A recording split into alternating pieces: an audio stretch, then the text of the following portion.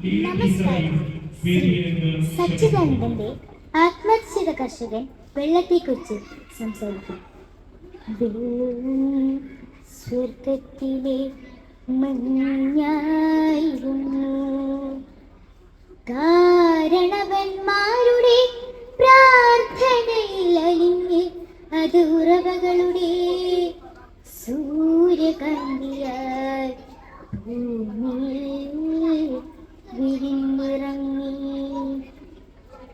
വെള്ളം സ്വർഗത്തിലെ മഞ്ഞായിരുന്നു കാരണവന്മാരുടെ പ്രാർത്ഥനയിൽ അത് ഉറവകളുടെ സൂര്യകാന്തിയായി ഭൂമിയിൽ വിരിഞ്ഞിറങ്ങി.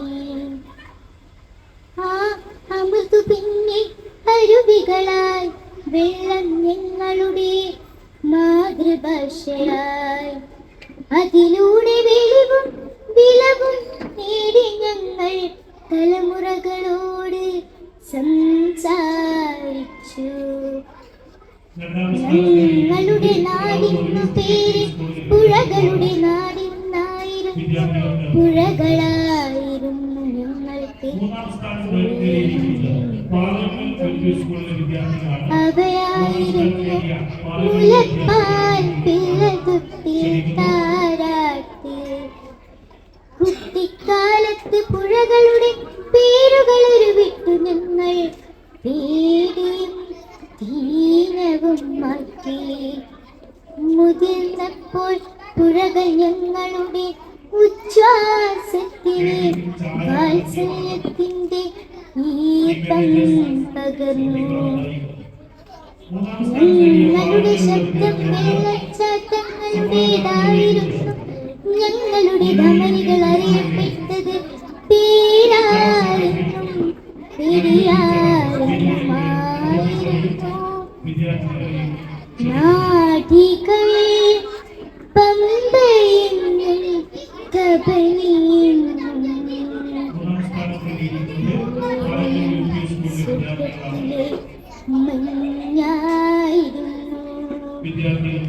ഭൂമിയുടെ ഉദരം നിറയെ ജലമായിരുന്നു.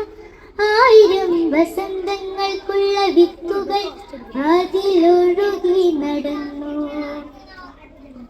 വേരുകൾ നീരിനെ കിക്കിളി കൂട്ടി അതിനെ കഴിക്കുന്ന ഓണപ്പൂത്തലവും ആതിരനിലാവുമാക്കി. ഞങ്ങളുടെ കവികളെ ലഹരി പിടിപ്പിച്ചു. വെള്ളം സ്വർഗത്തിലെ മഞ്ഞായിരുന്നു. ഇനിയും ഞങ്ങളുടെ പുഴകളിൽ പൗർണമി നീലാവ് പോലെ തെളിനീർ നിറയും വരെ നിന്റെ ആത്മാവ് ക്ഷമിക്കുകയില്ല. നീർച്ചാട്ടങ്ങളുടെ കടും തൊടികൾ കാടുകളെ വീണ്ടും വിളിച്ചുണർത്തും വരെ നിന്റെ ആത്മാവ് ക്ഷമിക്കുകയില്ല. നിന്റെ ആത്മാവ് ക്ഷമിക്കുകയില്ല. നന്ദി.